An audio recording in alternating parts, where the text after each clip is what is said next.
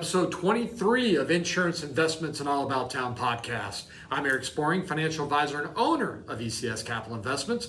Joining me today, as always, is my podcast partner in crime, Mikayla Lavelle with Von Fire Insurance, the unofficial interpreter of the mysterious language known as healthcare insurance. I never know what you're going to come up with. If you've ever tried to understand deductibles, co-pays, and Medicare and felt like it was a foreign language, Tara can help you turn that into English. There we go. There okay. you go. So, I like it. Well, welcome everybody. We have another outstanding program today. We do. We're going to have Mikayla Lavelle. Weird, right? Same last name. With the Chamber to come in and talk about the Fall Fun Fest coming up here in September 18th, 19th, and 20th. Yes. I believe is when that is. So, to me, it's the official end of summer. And the beginning of fall. Yeah, because football will be going on there. Yep. The Chiefs will be playing by then. So, today I'm just going to talk a little bit about, I made some changes to my website. I've added some retirement calculators to my website. Okay. And so kind of go over those a little bit so people can go out there and, maybe help with their retirement. I love it. Yeah, and then today I believe you are going to discuss the importance of educating employee groups about Medicare and insurance. I guess I am. You are? Okay, I am. all right. Well, we'll have a good episode talking about those things. As we are taping this, the World Cup has ended. Yes. And so what'd you think? I watched more soccer or football, whatever we want to call it, than I've pitch? ever watched in my life. Yes.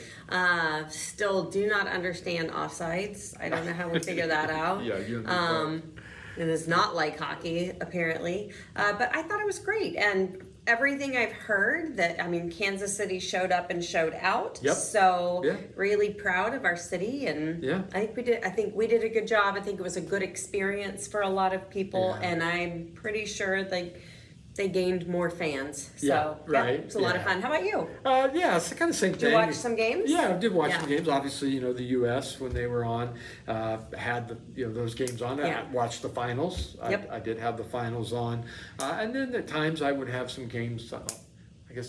Matches. I don't know what they call them, but had it on the TV. May not have been watching it, but had it on. But it was interesting. I heard Joe's is doubled their sales from last year, that's amazing during this time, or shattered their record. So everybody comes in town, got to have that barbecue. Yeah, they do. Yeah, can't blame them there. Yeah. What else is going on? Anything else been going on? Eric, I've started golf lessons. Have you really? I really have. Yeah, I had my second golf lesson last night. Yeah. And where are you taking golf lessons on? Golf Ranch. Golf Ranch. Yeah, they have a women's clinic going on right now. So they do, it's 6 lessons. There's a group of us. So it's been fun. A lot of it has been, grip, posture, swing. I learned my 9-iron the first week. Yesterday we played 7, 8, and 9-iron. So finally get out the driver next week. But it's been a lot of fun. Cool. So. I guess, next it'll be bird watching and crochet. So pretty exciting. That'll be the next thing. Yeah. So have you been out golfing at all? Or? Just virtual. You can do 18 virtual holes there and pick a course. Yeah. So we usually go on Sunday mornings right as they open and, just hit some balls around. Yeah, I don't know. It's right by our house and we thought, why not? And I'm enjoying it. That's good. We get out of the house. Yeah. Sunday was so hot. Yeah. We golfed the worst golf of our lives. But it was just, we wanted to be done. Now, last night was beautiful. And we went Tuesday night, too, and it was really pretty. Just all the Golf Ranch. You haven't gone the No, I've never been. I have been on. I've golfed a couple of times on a real course, but I think I just need to know more of what I'm doing before getting out on the course. Yeah. So, but that's it. Yeah, I went July 3rd, day before the 4th. Market was closed, so I just said, okay. Well, I grabbed my son, and he and I went golfing on the 3rd. Nice. So, yeah, it's fun. I like to be outdoors, so it was hot that day too. It has just been miserable. But so. Well, how about let's get started? Why don't you tell us a little about, educate us educate us a little bit, Sure. on health insurance? Sure. So one of the services that we offer that a lot of people probably don't know we offer is educating groups of people Okay. who are starting to reach 65. So, right, starting to meet or Yep. reach Medicare age. Typically, those groups are large employer groups. So there are some large employer groups here in Kansas City where we go in twice a year or virtually hold a Medicare 101 seminar. We work with employee groups, church groups, community centers. There's a lot of unknown and a lot of anxiety as people start to reach 65 and worry about what's healthcare look like, what's retirement look like. And the whole point of the Medicare 101 seminar, we're going to call it our educational series, is just to alleviate some of those immediate anxieties and give some real basic direction on, what's about to happen and what someone can expect. Yeah. So in a Medicare 101 session, you could expect to, learn what is Medicare, right? So what does it cover? What does it not cover? What are all the different parts? Right. What's the difference between a supplement plan and an advantage plan? What do those things cover? When do I sign up? Right. How do I sign up? Are there penalties if I don't sign up? That's a really, really common question. Another one that we go through quite a bit is, what if I'm 65 and my spouse isn't, but I carry the insurance? Or what if I'm retiring and I'm not yet 65. So it's really just a way to educate groups of people and maybe just eliminate some of the stress. We find, especially in employer groups, that employer groups are always looking for a value add for their team or their employees, right? What can we do that maybe it isn't a traditional benefit, right? It's not a health benefit. It's not a day off. It's not making sure your dentist is covered. But what else can we do to either simplify, educate, help them in some way, shape, or form? And this is a great way to do it. And it's personally my favorite thing that I do. So, education. I mean, you can tell, right? I like to be in front of a camera. I like to have a microphone. I like to educate. So, that's been a really, really good partnership for us for employer groups here in the area and nationally. So I have some national accounts as well where we just do. I had one last week that had 282 individuals on it virtually. So and those are a lot of fun too. I said, we serve the employer group, the church, the community group, any group that you can think of. We've even partnered, Eric and I have partnered and talked about, his clients reaching age 65 and helping them out. And the cost is free. Okay, that was the question I was going to ask. Yeah, it costs absolutely nothing to have us come in and help educate. And the next question is usually, right, you've educated, what's the next step? Right? What's the next step? And that really is our individual consultations. So when we go from that group platform and we've educated a large employer group, church group, whatever, there are some pretty strict Medicare rules. I can't approach you and ask you for an appointment, right? But you can approach me. So from there, it's just a system of, you making sure you have our contact information and you can get a hold of us to set up your free individual consultation. So during that consultation, we're going to go through the full spectrum of options for you. We'll probably hit on some of those basic things we talked about in the Medicare one-on-one, but this is really an individual opportunity for you to sit with an expert, talk through your plan, what you're thinking, what might work best for you. Help you with an actionable timeline. So defining, when do I apply? How do I apply? What's the next step?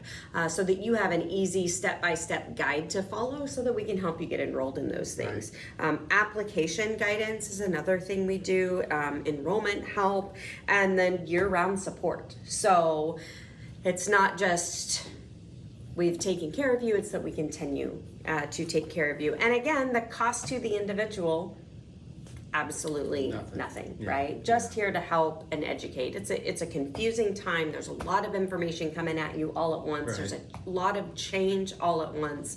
So having a good partner that helps guide you through that costs you not a darn thing.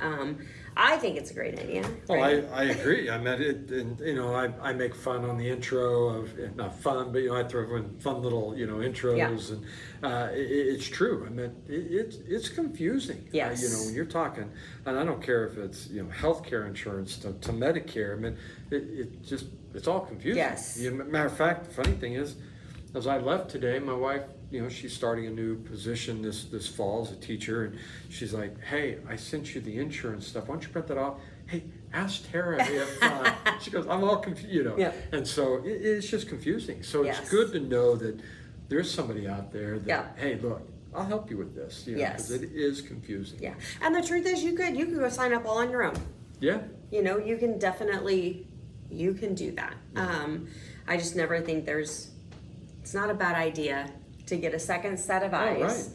Right. Sometimes the decision you make is what you're stuck with. Right. And you want to make sure that, Yeah. you've dotted your I's and crossed your T's. What I find, especially in Medicare, is a lot of confusion and a lot of false information. Mm-hmm. And so really getting to kind of break down some of the topics and talk through what maybe someone has heard or may believe to be Right. true that maybe isn't. The biggest one is I have people panicking about penalties. Yeah. Right? Somebody's told Yeah. them there's a There's penalty, a penalty, right? There's yeah. a penalty. Yeah. So that's a big one that we go through a lot. But Yeah, and you hit the nail on the head. You said, we're stuck with it, right? And it's just like my wife. She was like, I don't know, what we currently have to what we're going. Is it comparable? Because you're right. The enrollment's not again until next year. Right, So you're gonna be stuck in that for a year, Eric. Yeah. Exactly. And so you're exactly right. That education is huge. Yep. And so definitely lean on Tara for if you have questions. And I think you and I are kind of the same. Always clients are always asking me, or people are always asking, what about this? What about that? Hey, look, I'll help you out. Yep. I'd rather you have the information. Yes, and I make want it to good equip you with the information you need to make the best a good decision decision for yourself. Yeah, Correct. Exactly. So okay. That's all I've got. That's all But you you're got? going to tell us about a website? Yeah, so I went out and updated my website, Okay. Added some new tools to it to help, not just my clients, but individuals that, have questions about retirement. Yes. And so what I did is, they don't cost you anything to go out to my website, and, the tools that I put out there. There's more to help people understand where they're at in retirement. Okay. And so what I like to, talk to clients, or not to clients, but one of my favorite quotes is, hope is not a retirement plan. Yeah, boy, isn't that the truth? Planning is. And Yes. so that's kind of what I want to do when I rebuilt my website a little bit and put those tools out there, is to help people plan, understand, maybe, what retirement is going to look Yeah. like for them. So, one of the things I added was IRA growth calculator. Okay. That can be traditional or Roth. I mean, it doesn't even have to be an IRA particular. It could be, any type of investment, but I just named it IRA growth calculator. And what, that looks like, and when you get to the website, you put in like your current balance that you may already currently have, and then yours to grow. So how long, do you think you're going to work? So if you're 25 and, you're going to work to 65, Yeah. you got 40 years for that to grow. You can put your own expected return in there. So if you want to be conservative, you can be conservative. If you want to be aggressive, be aggressive. Okay. You can put whatever you want in there. Just know what you put in, and, you might put some unrealistic number in Right. there. I'm going to do a 20% return. Probably not going to happen. And then the inflation, you don't really have to worry about inflation. You can put in an inflation number there if you want, but you can put in a contribution frequency, like monthly, and then next to that you can put in like a contribution amount. So like what I did is $10,000, 40 years to grow, 7% return, monthly contribution of $250. You'd have $767,000, at retirement is what the hypothetical is saying, and you only contributed $120,000, and you had $637,000 in growth. Wow. So that's a calculator you can, go out to my website and look. My next one is income gap. So that one can be used in this facet: is how much do you want a month in retirement? In this instance, I put $8,000. That's what, as a retiree, I want $8,000 a month. Mm-hmm. How much are you getting in Social Security? I put in here $28,800, and then you put in your portfolio balance. In this instance, I put $750,000 in there. Withdrawal rate, so what percentage am I going to withdraw from my portfolio? I put 4%. So then what this does is it says, well, your target is $96,000. That's what you want to bring in a year. Between your Social Security and what your portfolio can spit off is going to be $58,000, $58,500. So you got a $3,100 gap. You got a gap there. So this kind of tells you, okay, I'm behind. I may need to be doing more than the 250 to help make up my income gap. Got you. Okay. So, and these are all separate out there. My next one is Social Security. We talk about Social Security. Talk about that a lot, don't we? Yes, we do. And so on this one, you put in your monthly Social Security if you know what that is. And I only give you two options, 66 and 67, because that's our full retirement age. 67, there are some people out there that are still 66. But if you know what that number is, this will tell you if you claim it at 62, it's a discount, right? You don't get your full amount. Right. And so the Social Security calculator will say, well, here's what you're looking at age 62. And then if you wait till 70, because at 70, you do get more. Yep, you get more, and so this will tell you what that figure would look like. And so that's a great tool as well to kind of look at, well, do I start Social Security early? What's that number look like? Or what if I wait till 70, what does that number look like? And so that's, another calculator I added. Tax impact, this was one that I put on there, but it just kind of tells you what your taxes may look like if you want to pull out $92,000. Oh, okay. That's and you're pulling it from your IRA that you haven't been taxed on yet. And I did this at a 22% tax bracket. This was actually taking $50,000 out. You're looking at estimated taxes of $20,000 a year at a 22% tax bracket. So it kind of shows you what your tax bracket would be. And then the last one I did, and I know we've talked about this, and this plays into, I know on our podcast in the past we talked about IRMA, right? Yeah, the IRMA. Yep. How you could, Medicare, you could get a penalty, right? Yes. And so this tool will help you with RMDs. Age 73 is when you have to start taking RMDs. And then, so how you work this calculator is you take your December 31st balance of the prior year. So right now we'd be looking at 12/31 of 2025, whatever that IRA balance was. And you take all your IRA balances. So if you have multiple IRAs, you have to add all those together. And then you put them into that balance. And then the IRS has a life expectancy factor, which is automatically in here based on your age. So your estimated RMD on $1.5 million, your first year would be $56,000. Okay. So that's where you can start planning ahead and talking about, okay, I don't want to get to that IRMA tax. So what's that going to look like? I have $1 million now, but what if this grows to 1.5? Right. And so this kind of shows you, and you can play with that number if you put in the current age 74. Okay, well, this is, how much you're going to be looking at. So this is a great way to start, maybe doing a little tax planning ahead of time. Like you said, not getting into those penalties, because that $56,000 goes on top of your Social Security towards your IRMA.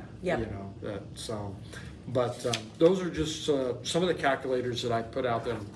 And you're saying anyone can use those? Oh yeah, you can go out to once again, they're not hidden behind a paywall or anything like that. You can just go out there to my website, ecscapitalinvestments.com, and you can mess around with those numbers. That's great information. Yeah, and so I thought it'd be great, because a lot of people have questions.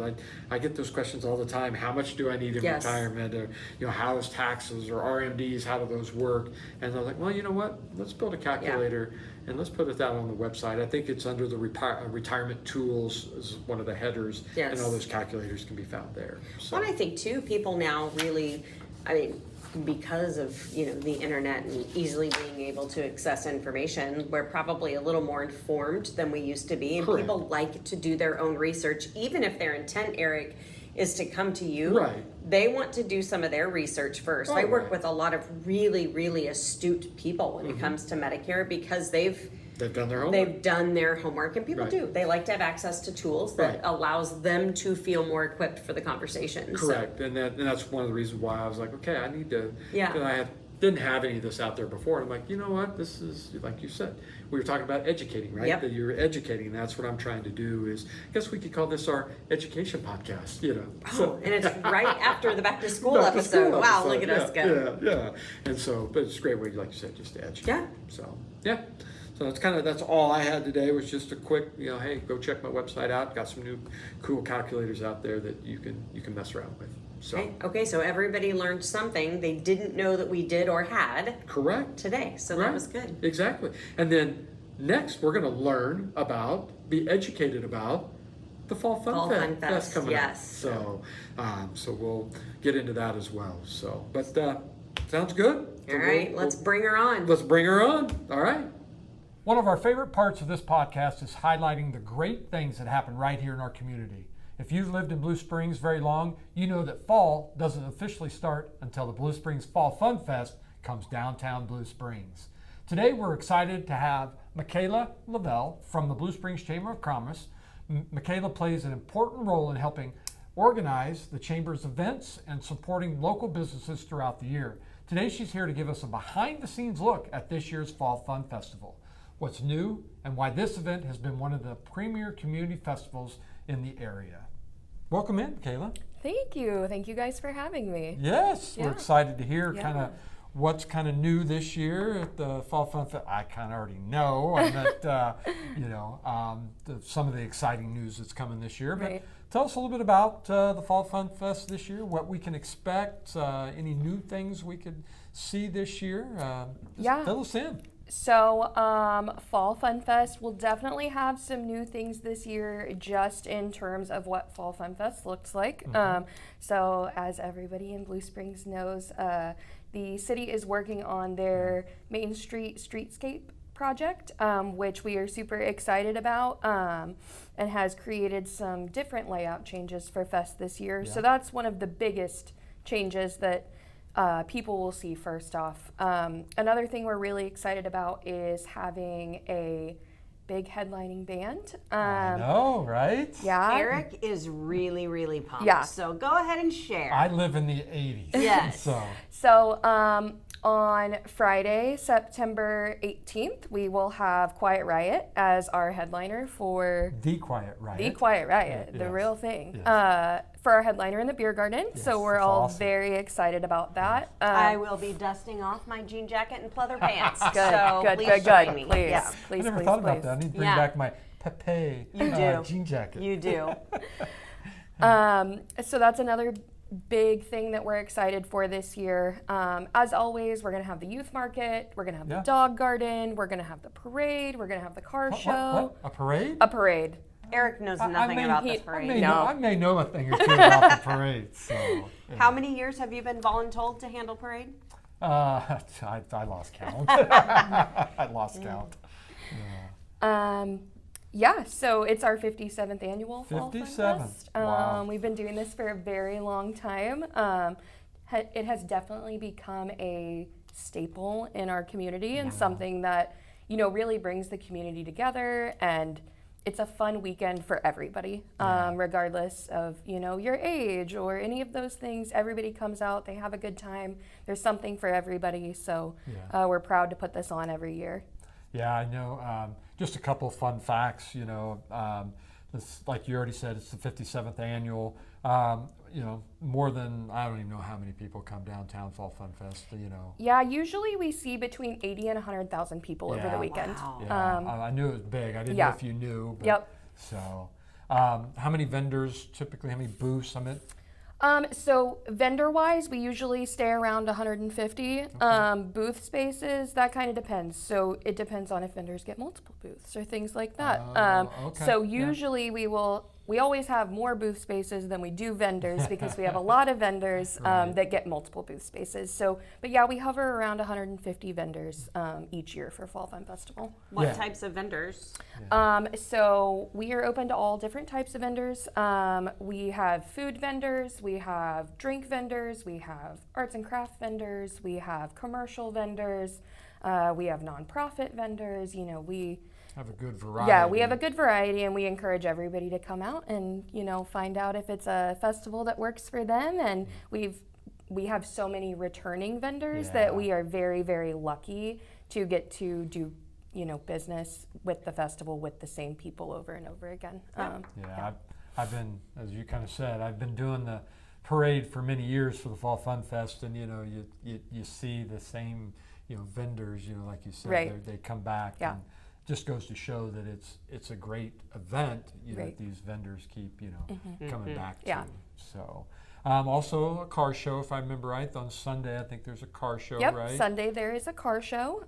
Sunday we also have dog gardens. So really? We encourage everybody to bring out their pets, and we fill what is used to be the beer garden for the rest of the weekend. We open that up to people bringing their dogs. We have vendors that kind of hand out goodies to the owners and their pets, and there's some different activities like an obstacle course, things like that. Okay. That's another exciting kind of newer thing. This is our 4th year doing the dog garden. Yeah. So.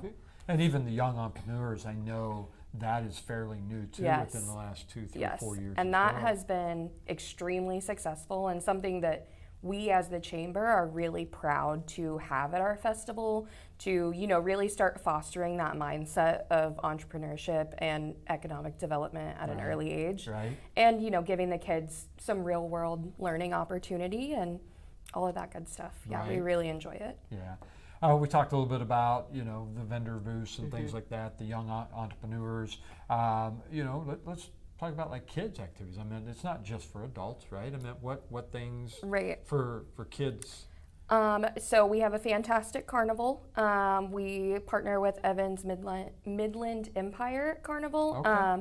And that's going to be in the same spot as usual. So that's going to be down by the corner of 15th and Main in the old First Baptist Church parking lot.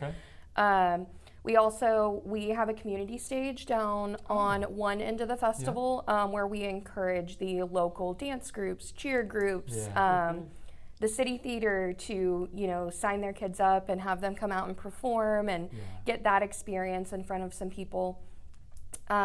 We have tons of vendors that do carnival games and face painting and henna and all of those types of things, with which the kids always really enjoy. The parade is also great for the kids. Oh, it's awesome. Kids love the parade. Great, so we have exciting things for the kids to do. We really try to have something for everybody. So that's something I've always loved about Fall Fun Festival. So we've lived in Blue Springs for 26 years. We took our girls, Mikayla being one of those. By the way, Mikayla is my daughter. We do have the same last name. But that was one of our favorite family memories, is we all looked forward to Fall Fun Fest. And it wasn't just like the kids had something to do. Brian and I had something to do. So whether you're a concert goer or you're a dog owner or you're there for the crafts, there is something for absolutely everyone in our community to enjoy at Fall Fun Fest. Will there still be a quiet zone this year for the parade? There will be. Okay, so good. Even though the parade route is going to change slightly from years past, since we're not going to be able to take it down Main Street, we're going to keep doing the same things we've been doing. The quiet zone will still be there. It'll be the typical parade setup. We're really excited about it this year, and also, it's a good chance to try something new. It's something we've done the same way for a very long time. 56 years. So I'm excited to see what we learn from the process, just in having the ability to do something different this year. I think it'll be great insight and give us ideas to keep progressing this festival forward to continue having it be such a stellar community event for everybody. The parade will change, like you said, a little bit this year. It is going to start out normal spot, but we're going to go north on 15th and then go east on our demise this year. So it'll be a little bit different, like you said. There will be some changes, but still going to be a great festival. Yes, no matter what. absolutely. So what are some of your favorite events, attractions? You said that you guys as a family have been going for many years. What are those things that you remember that are kind of still there today that are your favorites? So I have talked about it a lot, but I'm going to keep talking about it. I love the parade. The parade is my favorite thing about Fall Fun Fest. I love I love being in the parade. I love organizing the parade. I love being on the stage for the parade. Well, I'd be glad to turn that over to you if you want to. So the parade is definitely one of my favorite things. And then I'm actually really excited for the dog garden this year. I have never been a part of the chamber staff when we've had dog garden. Okay. So this is a completely new thing to me that I've never even seen. So I'm super excited to kind of get to know what that's all about. I love dogs. So yeah, I'm excited for that as well. We do puppy yoga in the dog garden Yeah. as well, so which cute. everybody The puppies are loves. adorable. Yeah. So Eric, have you ever gotten to enjoy the Fall Fun Festival, or do you work nonstop, starting with setup on Thursday through cleanup on Monday? Yes, I usually help set up on Friday mornings. I do the parade on Saturday morning, which that's a task in itself. It is. I'm usually there at 5 in the morning, and I don't get out of there till 1 or 2. Just it is a chore. I always joke about the parade is I can tell you who's in the parade, what lineup number they are, but I've never seen the parade. You never seen it? I've never seen the parade. So I can tell you everybody it's in the parade. Yeah. Right. But yeah, it's a good time. So here's a question, and I already kind of know the answer, but it'd be to let our viewers know is how long does the planning take? I know it's year round, right? But when does planning really start? So, kind of like you said, I say it takes 364 days because I give myself the Monday after the festival to not think about the festival for one day. Yeah. But really, the hard-hitting stuff starts the beginning of summer. So May through June is when we're really, buckling all the things down. I mean, that is my job day in, day out from May to when the festival happens. But for real, it is a year-long planning process. It is a huge collaborative effort, not only, just for us internally at the chamber office, but with the city and with our volunteers and with all of our community partners. So we are all thinking about Fest all year long. Even if we aren't actively planning it, we are dreaming about planning it. Well, I know just because, and even yourself, we sit in on the committees, for the parade and the community stage. We start our meetings in March. Yeah.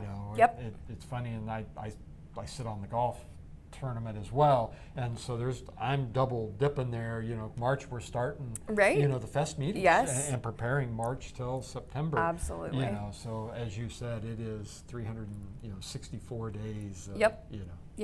Of planning.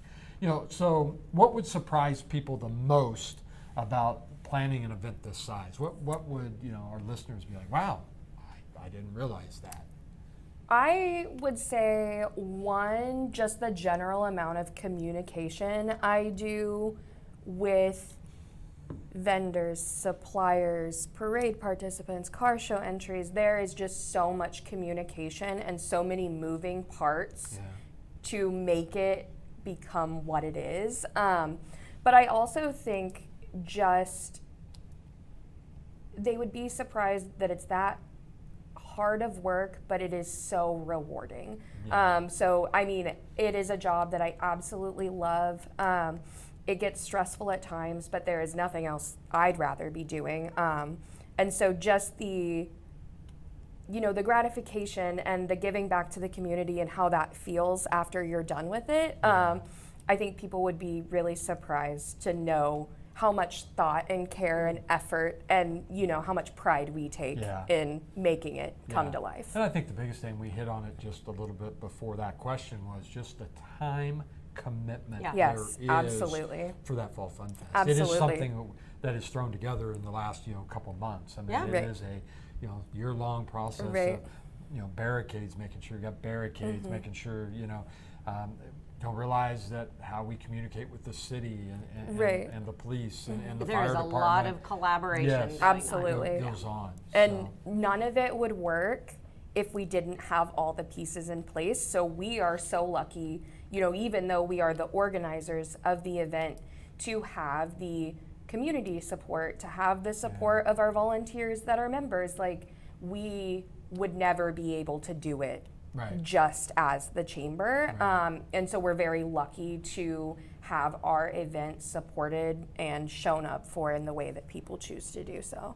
So speaking of that's I'll ask this question of, right, the chamber's a staff of 5, right? Yep. Couldn't pull this off with the staff no, of 5, right? No. So, and maybe putting you on the spot here, but how many volunteers do you use on, the fest weekend? I mean, do you guys have a number? I know a list goes up, right? People sign in. I'm sure logistically there is a number somewhere, but it's in the hundreds. Oh, I'm yeah, sure. yeah, it's in the hundreds. I mean, we have volunteers on the ground every hour of festival weekend. From our public safety team that's working round the clock just to ensure, vendors' items are safe on the streets and making sure that everybody's property is taken care of.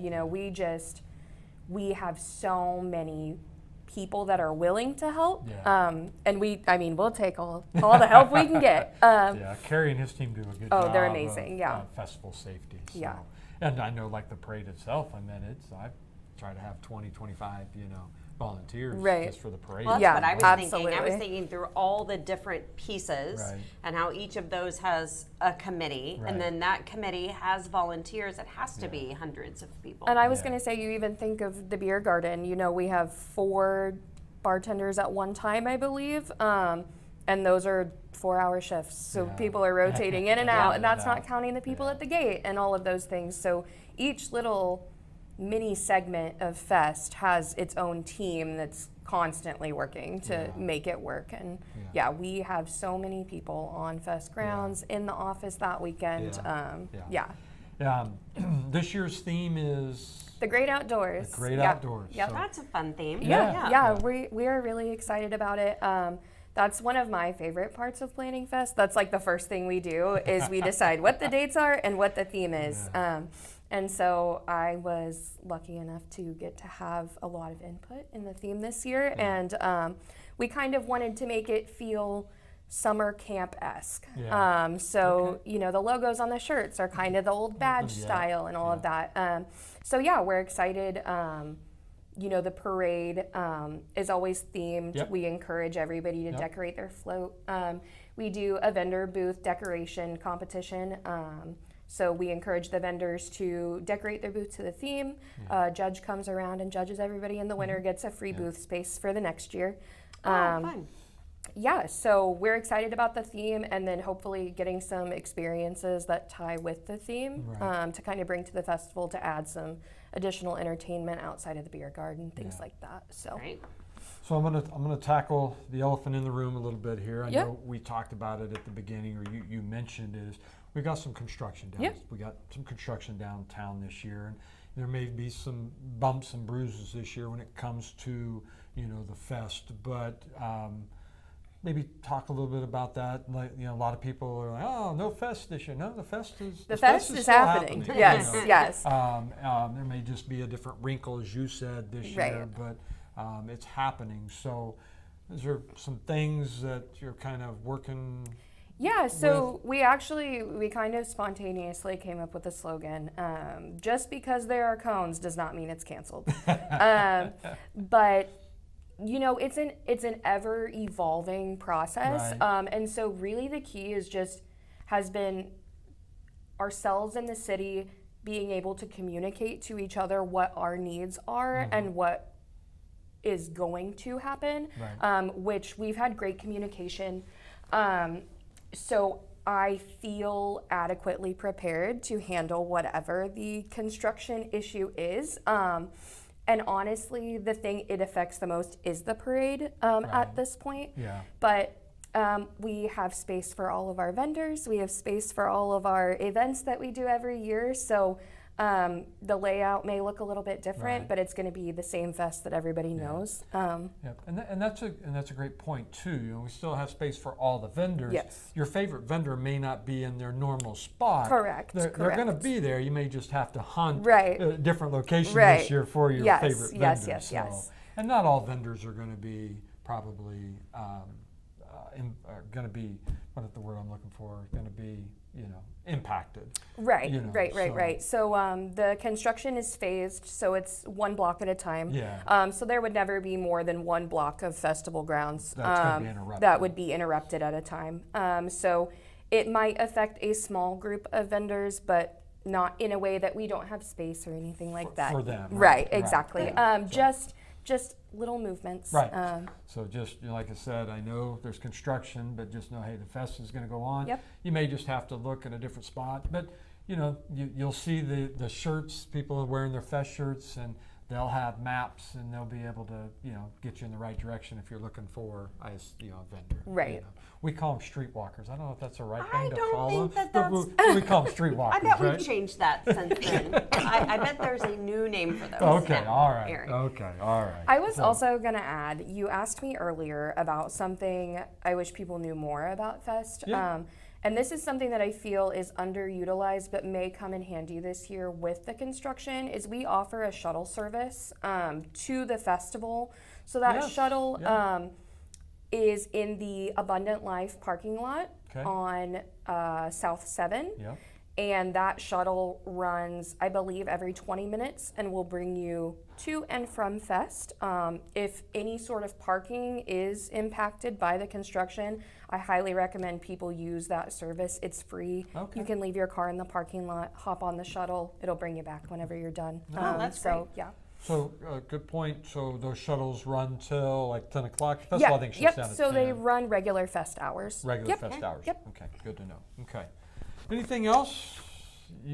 Gosh, no, have? I'm just always so excited. I look forward Yeah. to it every year.